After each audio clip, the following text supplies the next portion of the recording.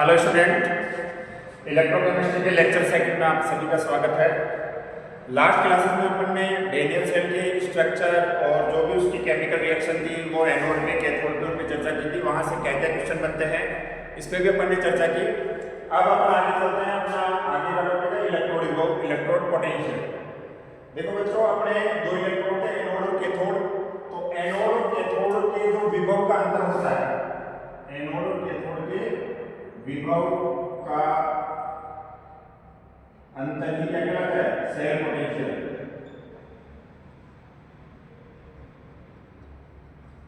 जो एनोड और कैथोड के जो विभव का अंतर है वो क्या कहलाता है? Cell potential. देखो, इलेक्ट्रॉन जब एनोड से कैथोड की तरफ जा रहे हैं तो एनोड में भी कुछ ना कुछ विभव हो गया। जब भी इलेक्ट्रॉन गमन करेंगे ऐसे कैथोड में भी कुछ ना कुछ विभव होगा। तो जो एनोड और कैथोड के विभव का अंतर है वो क्या कहलाता है? सेल पोटेंशियल कहलाता है। अब इलेक्ट्रॉन विभव दो प्रकार के होते हैं।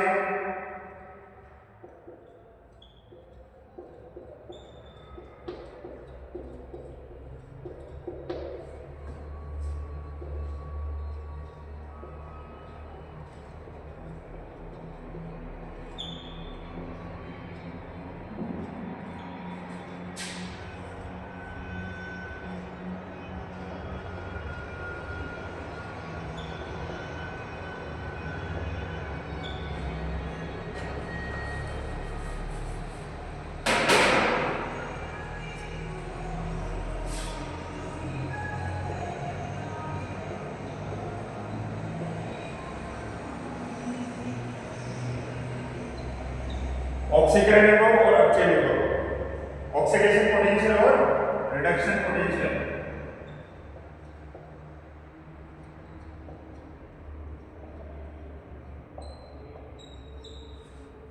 जैसे अपन ने डेनियल सेल में तुमने देखा होगा कि जो जिंक की छड़ थी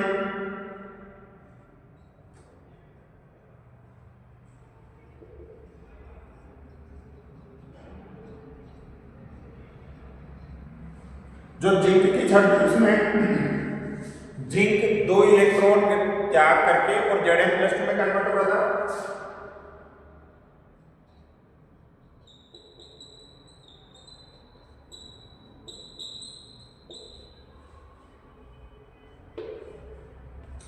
तो जो यहां इसका ऑक्सीकरण हो रहा है, यानी जो इलेक्ट्रॉन देने की प्रवृत्ति है वही क्या कहलाती है?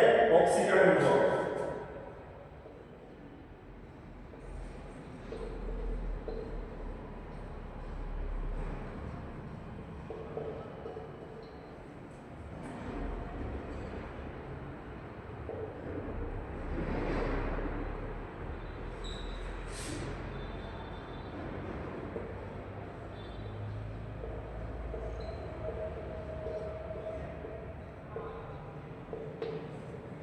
इलेक्ट्रॉन देने की प्रवृत्ति क्या कहलाती है? ऑक्सीकरण विभव।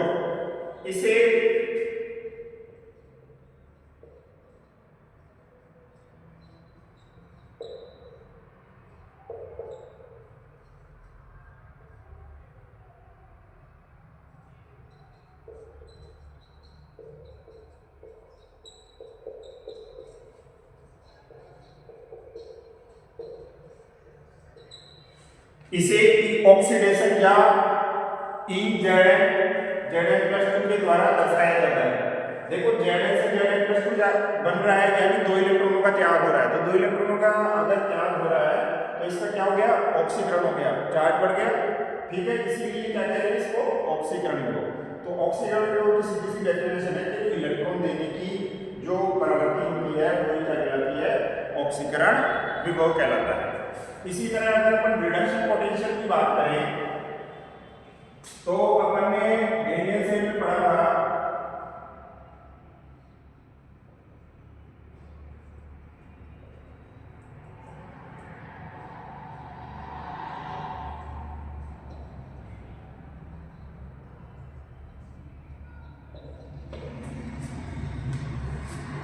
तो किसमें पढ़ा था कि जो Cu+2 है वो दो इलेक्ट्रॉन ग्रहण करके किसमें कन्वर्ट हो गया? Cu में। एक्वस इसमें चला गया सॉलिड, यानी जो Cu+ था डेनियल सेल में उसने दो इलेक्ट्रॉन ग्रहण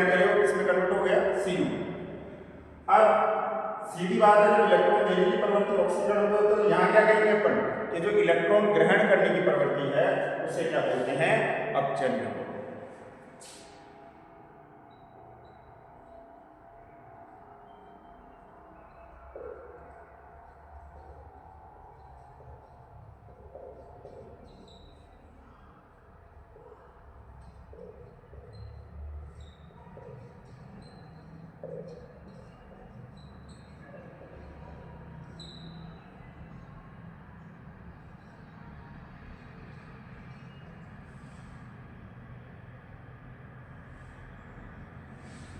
तो इलेक्ट्रॉन ग्रहण करने की प्रवृत्ति क्या कहलाती है, अपचयन विभव कहलाता है।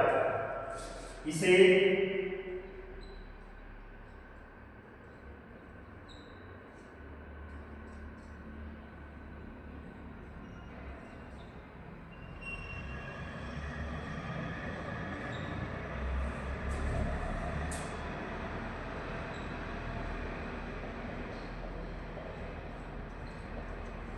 इसे ई रिडक्शन या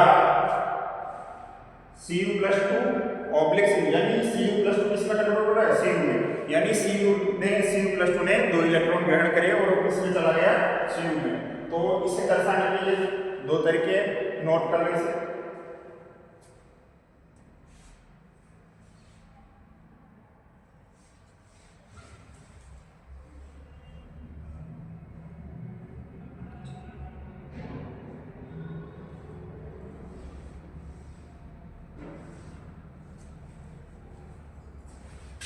ठीक है, कर दिया।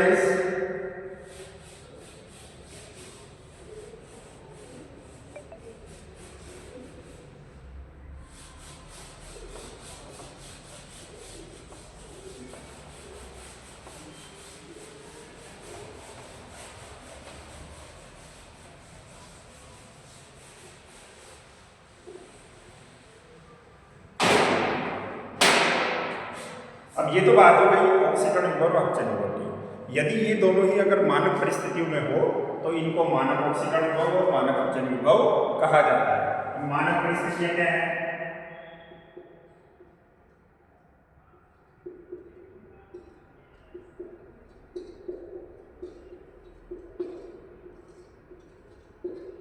मानक परिस्थिति का अर्थ है कि जैसे दाब कितना हो, 1 एटमॉस्फेयर हो, दाब क्या हो, 1 एटमॉस्फेयर या 1 बार, ताप कितना हो, 25 डिग्री सेंटीग्रेड या 298 केल्विन, सांद्रता कितनी हो,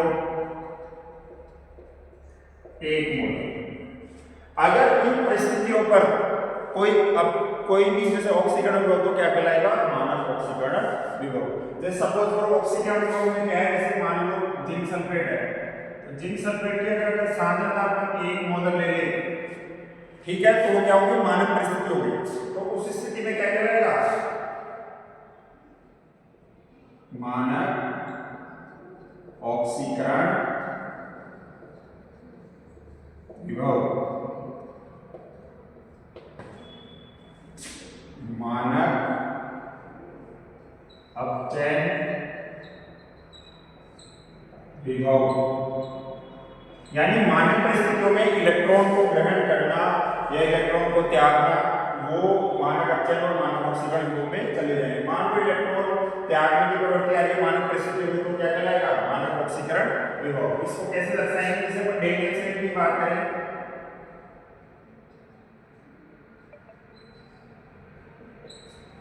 तो ये ई नॉट मानक परिस्थिति को दर्शाने के लिए ई नॉट का उपयोग किया जाता है। तो जैसे जिंक किसमें कन्वर्ट हो रहा था, Zn+2 में, तो ये ऑक्सीकरण विभव था। यदि अपन को इन कंडीशन पे इसको लगा देंगे तो क्या कहलाएगा, मानक ऑक्सीकरण विभव। ऐसे ही अगर अपन अपचयन विभव की बात करें तो डेनियल फ्लेम में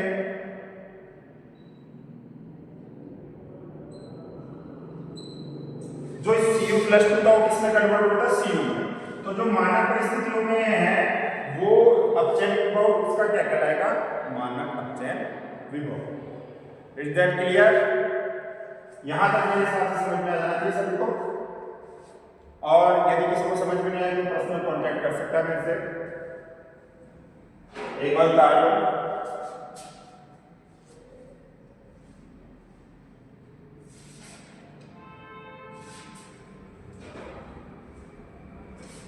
और दिस इज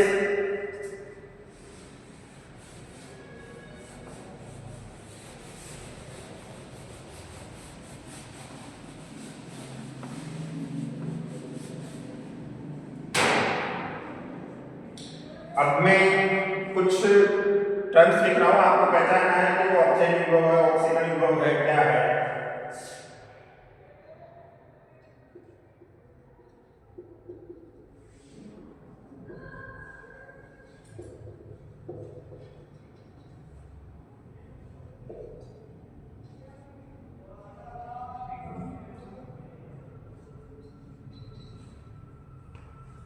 देखो Zn +2 में कन्वर्ट हो रहा है, यानी क्या हो गया ये ऑक्सीकरण विभव।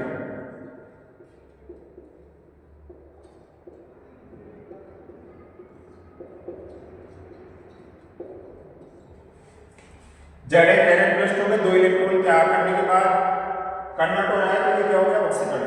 अब दूसरी स्थिति में देखो Zn+2 Zn में कन्वर्ट हुआ, तो इस जगह क्या हो रहा है, Zn+2 ने 2 इलेक्ट्रॉन ग्रहण किए और किसमें कन्वर्ट हो गया वो Zn में, तो ये क्या कहलाएगा अपचयन विभव।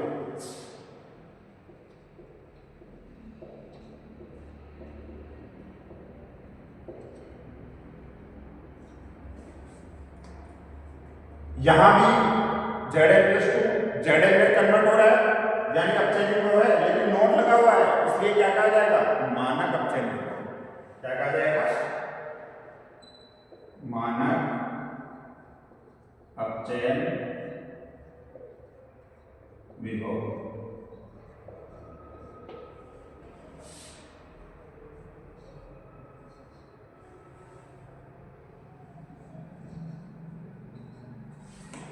देखो Cu किस में कन्वर्ट हो रहा है, Cu+2 तो ऑक्सीकरण हो रहा है, क्योंकि 2 इलेक्ट्रॉन त्यागे Cu ने और किसी में चला गया Cu+2 में, और नॉट की स्थिति लगी हुई है, इसका मतलब क्या कहलाएगा मानक ऑक्सीकरण विभव।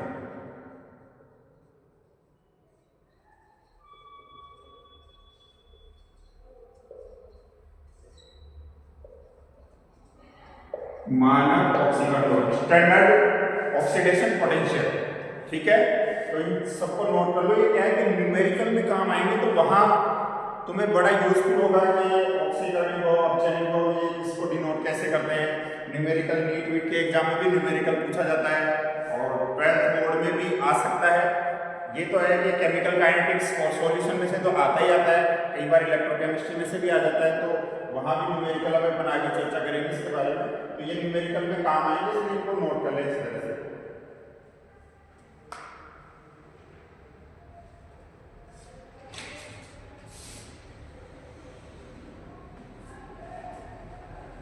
प्रदेश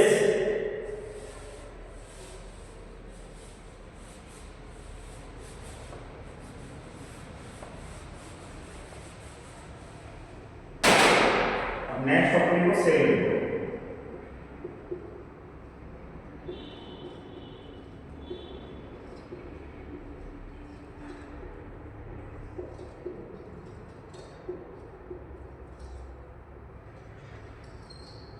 सेल वो सेल पोटेंशियल।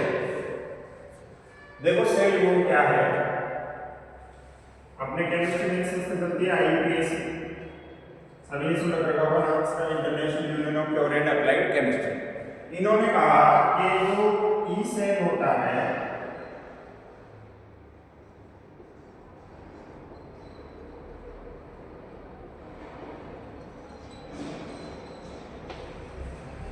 IUPAC ने कहा कि जो ई सेल होता है वो ई कैथोड और ई एनोड के इलेक्ट्रॉन विभव का अंतर होता है। अगर परिभाषा में लिखनी हो तो वो भी सेल विभव की परिभाषा लिखे, तो अपन सेल विभव की परिभाषा ये लिखेंगे कि ई कैथोड तथा ई एनोड के सेल विभव का अंतर ही सेल विभव कहलाता है। अब यही यदि मानक परिस्थितियों में हो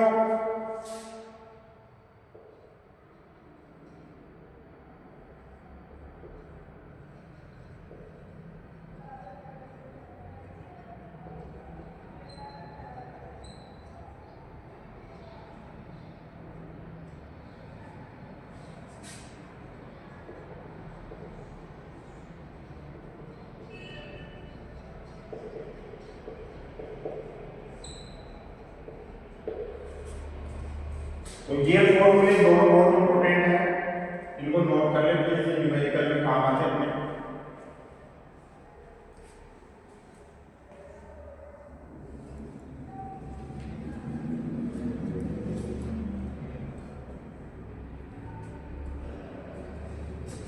अब देखो बहुत ही इंपॉर्टेंट चीज है यहाँ कि जो ई कैथोड ई एनोड है, ई कैथोड ई एनोड है, यहाँ दोनों में ही अपचयन विभव का यूज किया जाता है।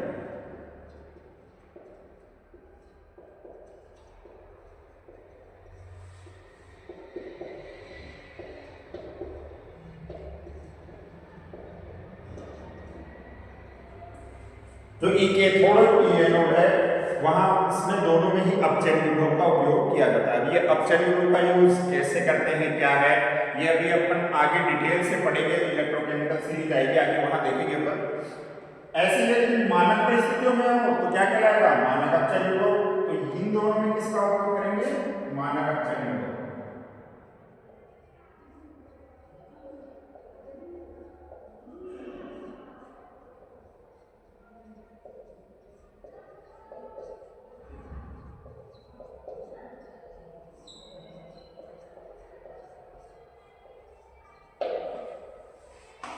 तो यहां नोट लगा के लिख लेना,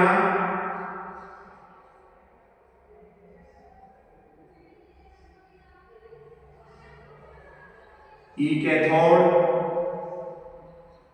ई एनोड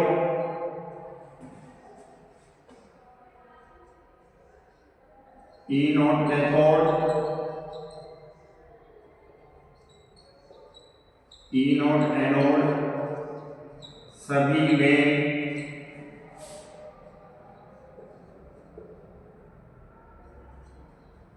अपचयन विभव का उपयोग करते हैं। इसको नोट करो, बहुत इंपॉर्टेंट चीज है, अभी अपने न्यूमेरिकल में काम आएगा, तो देखिए।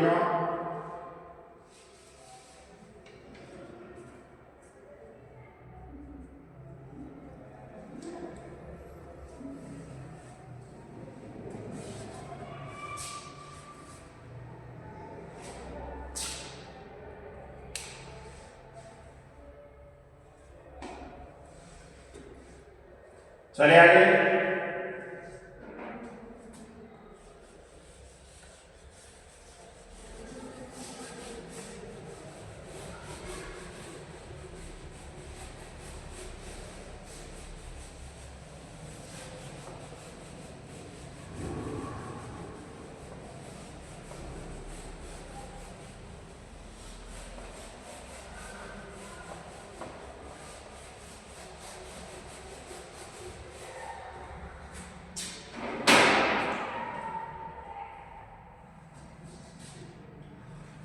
अब देखो डेली सेल पे अपन वापस चर्चा करते हैं।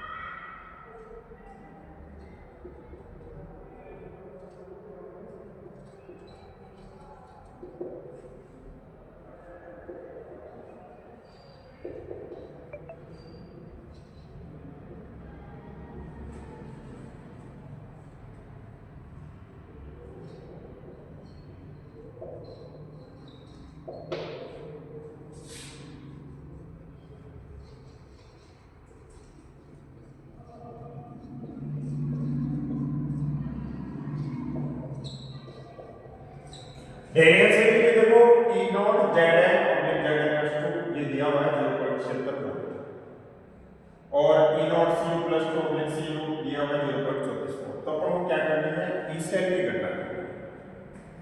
अब देखो अपना फॉर्मूला क्या था, E नॉट सेल बराबर E cathode minus E anode, यही था। अब ई कैथोड कितना है अपना और ये एनोड कितना है, तो एनोड ऑक्सीकरण जहां हो रहा है वो एनोड का काम करता है, आपको पता है Zn+2। कैथोड का मान कितना हो गया 0.76।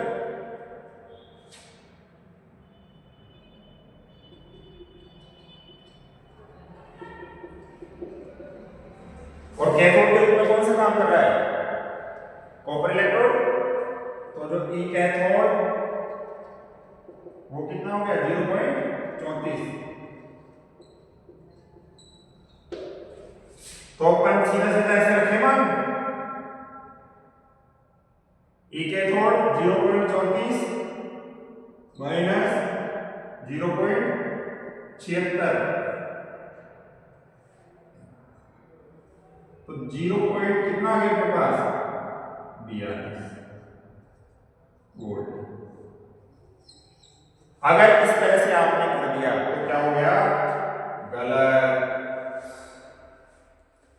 दिखने में सीधा सा दिख रहा है लेकिन क्या हो गया गलत। सर फॉर्मूला में लगाया वहां कर दिया फिर गलत क्यों हो गया। मैंने फॉर्मूले में अभी जो बताया था मैंने क्या कहा था कि दोनों का क्या लेना है अपचयन विभव। दोनों का क्या लेना है अपचयन विभव लेते हैं। अब Cu प्लस टू Cu में कन्वर्ट हो रहा है तो ये तो अपचयन विभव है ठीक है ना। तो ये चीज गलत हो गई इसको नहीं करना है ये क्या है गलत हो गया।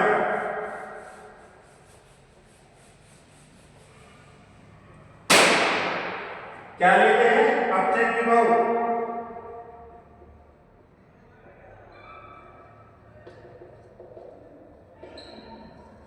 अब देखो इस सवाल को वापस आओ कि Cu प्लस टू Cu में कन्वर्ट हो रहा है यानी Cu प्लस टू 2 इलेक्ट्रॉन ग्रहण करके Cu में जा रहा है तो यहां तो क्या हो रहा है अपचयन विभव। तो यहां तो अपचयन विभव है लेकिन जिंक वाले मेटर में देखो Zn प्लस टू में कन्वर्ट हो रहा है यानी क्या हो रहा है ऑक्सीकरण। इसका मतलब ये क्या है ऑक्सीकरण विभव। ये क्या है ऑक्सीकरण विभव। ये क्या है ऑक्सीकरण विभव। और अपन क्या बोल रहे हैं कि दोनों किस में लेते हैं अपचयन विभव। तो सीधा सीधा नोट करके लिख लो ऑक्सीकरण विभव को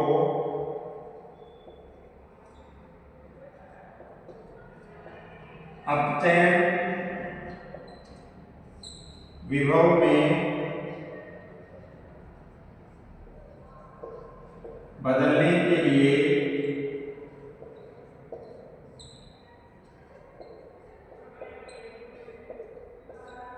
सिर्फ उसके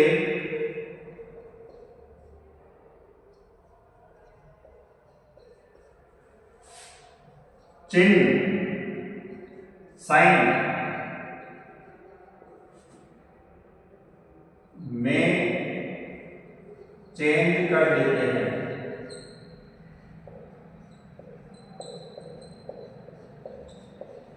तो ये नोट कर लेना बहुत इंपॉर्टेंट चीज है कि यदि ऑक्सीकरण विभव दिया हुआ है अपन को कैसे पता चल रहा है ऑक्सीकरण विभव है अपन को दिख रहा है Zn से Zn प्लस टू जा रहा है तो क्या हो रहा है ऑक्सीकरण हो रहा है। तो यहाँ ऑक्सीकरण विभव दिया हुआ है और अपन को किस में लेना है अपचयन विभव में। तो जब भी ऐसे ऑक्सीकरण विभव दिया हुआ हो तो उसे अपन किस में कन्वर्ट करेंगे अपचयन विभव में। अपचयन विभव में चेंज करने के लिए सिर्फ क्या करना है अपन को साइन चेंज करना है। यदि प्लस का साइन है तो माइनस का, माइनस का है तो प्लस का। सर सिर्फ बस इतना सा ध्यान रखना है। अब अपन इस न्यूमेरिकल को आगे करते हैं।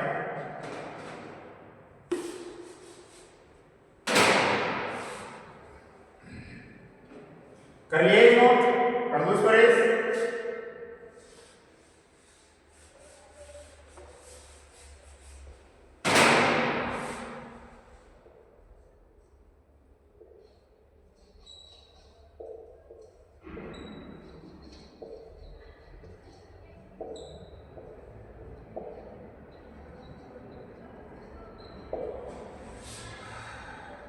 अब टी कैथोड का मान तो दिया हुआ है 0.34 और अब 0.76 ये ऑक्सीकरण विभव है तो अपचयन विभव अपन को सिर्फ क्या करेंगे अपचयन विभव के लिए इसके अपचयन विभव के लिए क्या करेंगे माइनस 0.76। ये क्या हो गया अपचयन विभव।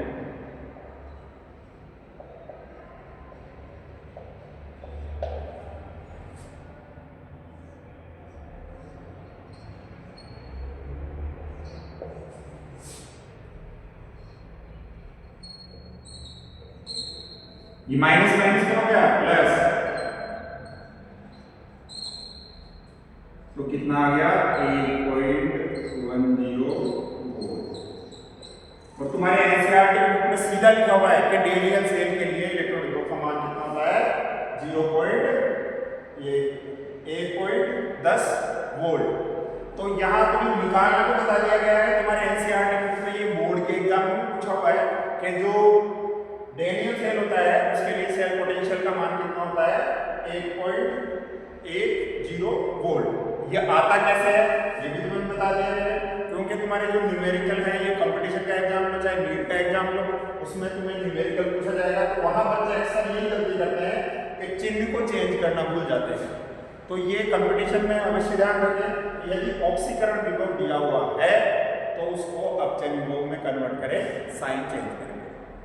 Thank you student, next classes में मिलते हैं, जब तक आप इसका रिवीजन करते रहें।